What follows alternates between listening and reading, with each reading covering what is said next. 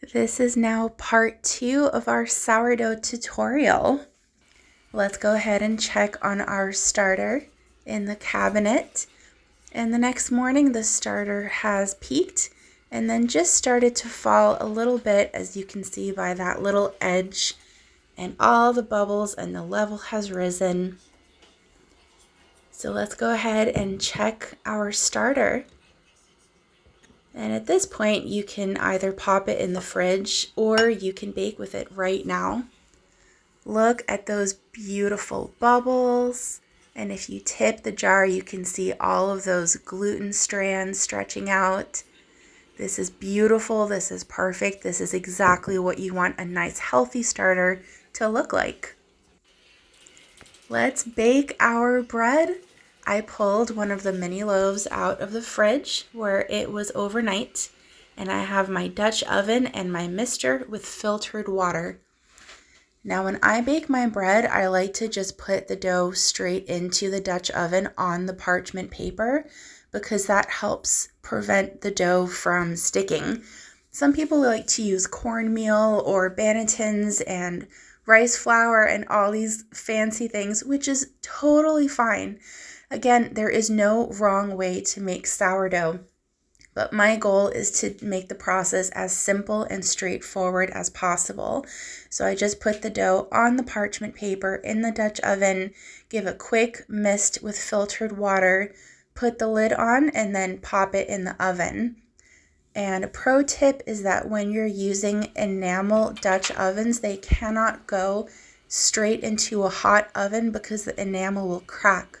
So that's why we're starting with a cold Dutch oven in a cold oven and then preheating to 450. You'll bake for 45 minutes and then remove the lid and be careful of that puff of steam. It's very hot.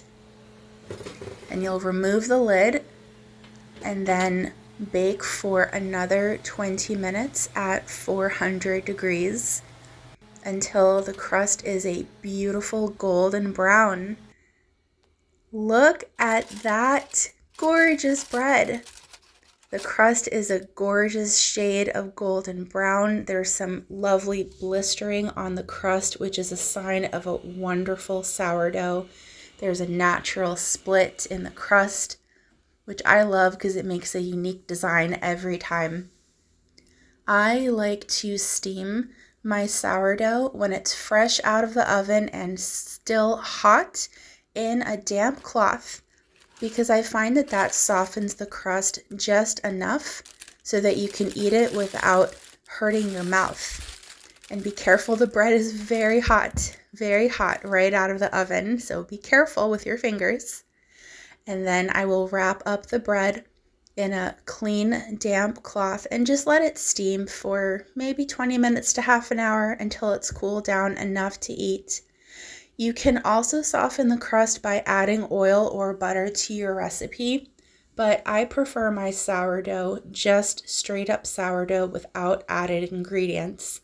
But I also like to be able to eat it comfortably without hurting my mouth, so this is a little method I found that works great for us. And you don't want to go too long because you don't want your sourdough to be mushy. Nobody likes too soft sourdough, but just enough. Look, it's beautiful. This is all your hard work.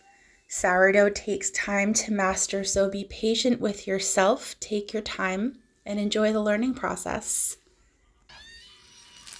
My kiddo was super excited for his bread. This is exactly why I make mini loaves, so that he can just rip it open and enjoy it.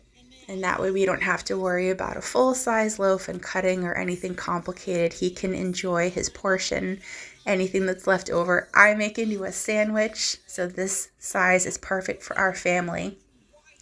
I'm so happy he likes the bread. It makes everything worthwhile. Thank you so much for watching, and Betel Von.